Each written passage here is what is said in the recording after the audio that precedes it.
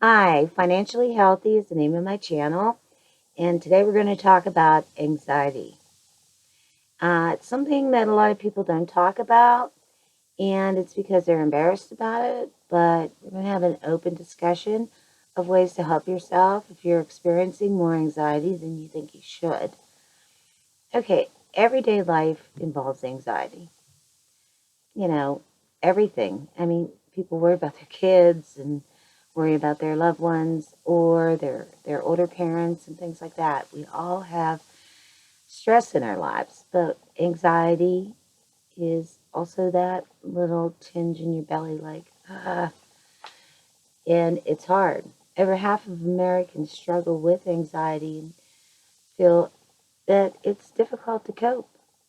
And that feeling is something that many people have, 50%.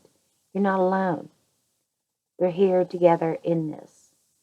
And the reason that, even though the name of my channel is Financially Healthy, and I'm Marlene, please like and subscribe if you would. Leave a comment too if you feel these feelings.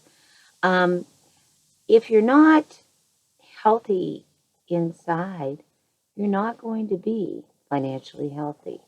So let's work on getting ourselves a little healthier.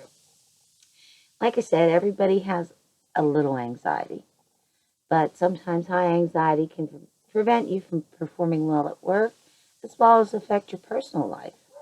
It can make it so that you don't want to leave your house, or if you do leave your house, you're anxious when you do. Those are extremes. But it can be a nagging feeling and keeps you up at night. Ruminating over things like, oh, I should have done this different or whatever. No, you shouldn't have. It happened. If you slighted someone, apologize. If you don't even know why they're mad at you, apologize. I'm saying it. I've been there. We'll get through it. If your anxiety gets too high, it may interfere with your ability to function. 1 out of 5 Americans, it's estimated, has anxiety disorder, which affects their personal life, their work life, their dating life, their whole life.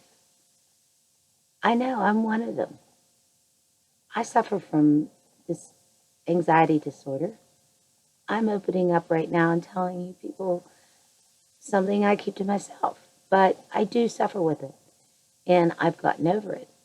And someday we'll go into the depths of my anxiety, and you will see how you're shocked where I am right now. Okay, here's some ways to cope with just everyday anxiety. Let's try to calm down, people. Stop sleeping with your smartphone. People will live. If you have, responsibilities and you feel like you have to keep that phone in your bedroom, okay, and make sure people know you go to bed at a certain time and that you don't want to be disturbed after that. And, or just leave it out in the living room or whatever, or just put it on vibrate. I don't know what to tell you. But, I mean, usually the world will not end and you will get a better night's sleep if you make your bedroom only for sleep. No TV, no smartphone, no laptop, nothing, no eating. Um, there's other things you do in your bedroom. We won't talk about that because, it's private. But it is a sanctuary for calm activity, sleep, meditation, things like that. If you like to meditate, meditate. I'm just not good at it. But watching the news, really, I had an older aunt who has since passed, and she said to her doctor, she said, the news makes me anxious. And his advice was, stop watching it. It's going to be there anyways. Limit, that might not be the ideal way for everyone, but limit your exposure to news. Make it maybe 1 hour in the afternoon when you're not going to be going to sleep right away. And make it only local. Really, that's all that affects you. The weather, what's going on around you. Um, you know, right now we're living in uncertain times. Yes, I'm not saying go crawl under a rock, But what I'm saying is be careful how much news you consume. Curb your caffeine. That includes soda pop, energy drinks, coffee, tea, iced tea. Now you can do this slowly because caffeine is a drug. Also, caffeine is in certain pain relievers that are over the counter.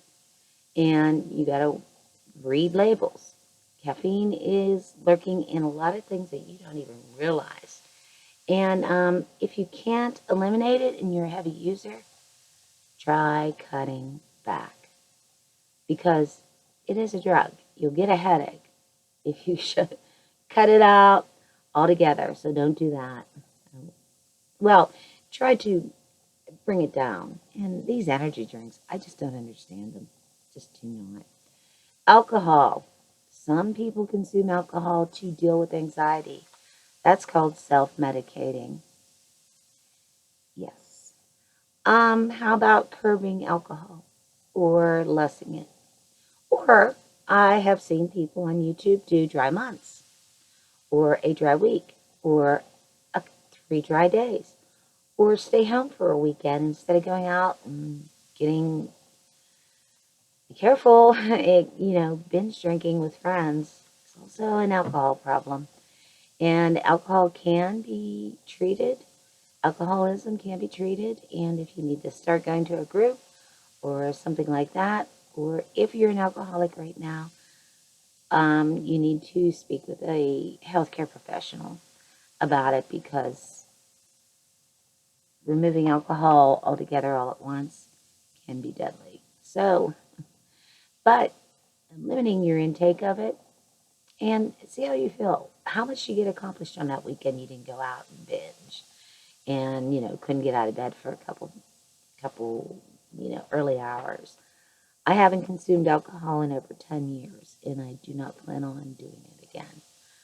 Um, that's just something that works for me. And like I said, how about trying a no drink month? See if you lose some weight or have more time for things. I don't know, whatever. But self-medicating with alcohol is not the answer. I can tell you that. When you talk to your friends about your problems, they find that that brings up your blood pressure and your cortisol levels, just as though that problem is happening right in front of you. And we all have that one friend who has that one problem and it's avoidable. Okay, if you have older parents and you're taking care of them and it's a difficulty, you can't turn your back on them. I mean, but that one friend who has that one person in their life, male or female, and who just won't walk away from them, even though they know they're no good for them, and they want to tell you about them, and you just don't care to hear it. It's just like when you see that friend coming, it's just like, I'm going to have to relive her whole dating experience, and that's not good for you. And actually, it doesn't help that person either because they don't want your advice because you have asked them, do you want my advice? And they say, no. And it's like, well, then I don't want to hear about it. And that's okay. If somebody is just using you as like a sounding board and they're not willing to take steps to prevent the activity that's causing them the anxiety that they're experiencing, which is now causing you anxiety, then it's okay to walk away from them. They weren't your friend to begin with, and you don't really need them in your life. They need to search for active problem solving. And this goes for yourself too. If you are, say, you're in a situation you cannot, it's the situation. It is what it is. You're dealing with an older parent or two, whatever, active problem solve. What are the resources that are available to you? Are there any help taken to and from the doctor? Are there people who grocery shop? Are there people who can sit with them that you can afford? Are there any programs that can help you afford? Um, Look into things. Active problem solving is doing something that will get you somewhere. Talking about it to my neighbor over and over is, I mean, we can talk about it because we both have the same experience. It, it doesn't help me, and it won't help you. But active problem solving does.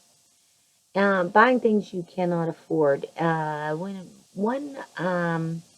When Americans are asked what is a major cause of your problem, one thing of your anxiety, one thing that repeatedly comes up is I spend too much money.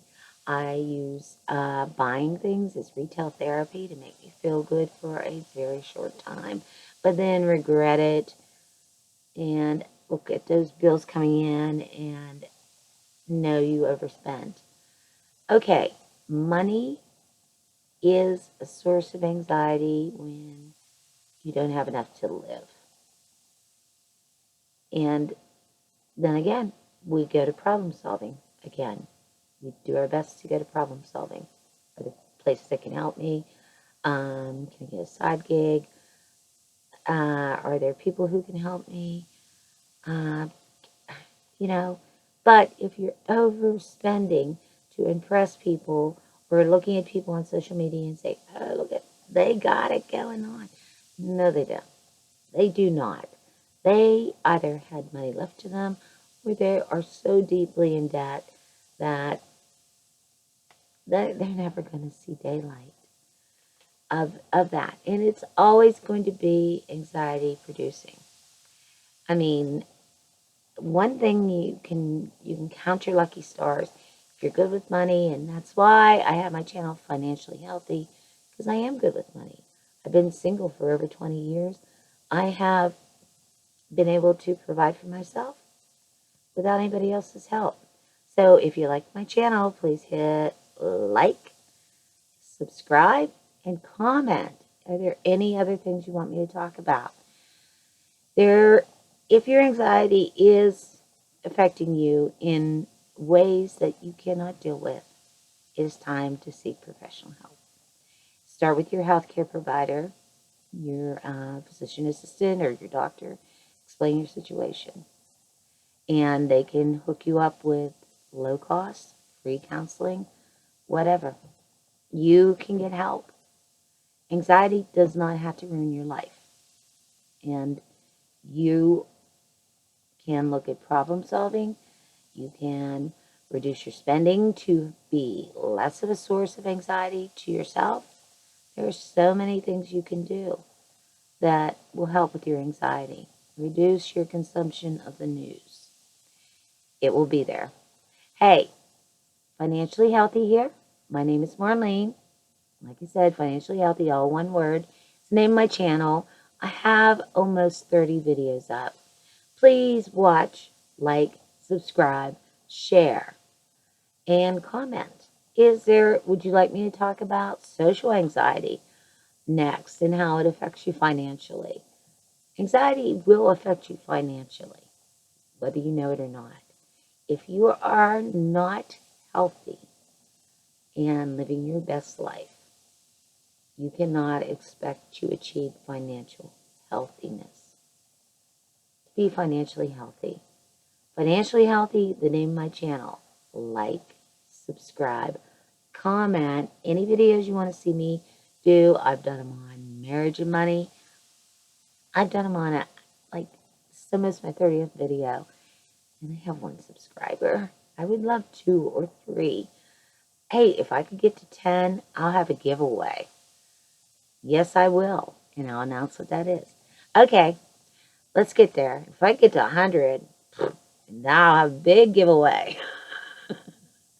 Take care. It's troubling times right now, but we will get through it. Give a like, give a subscribe, give a comment. I appreciate you watching my channel. And take care. Stay safe.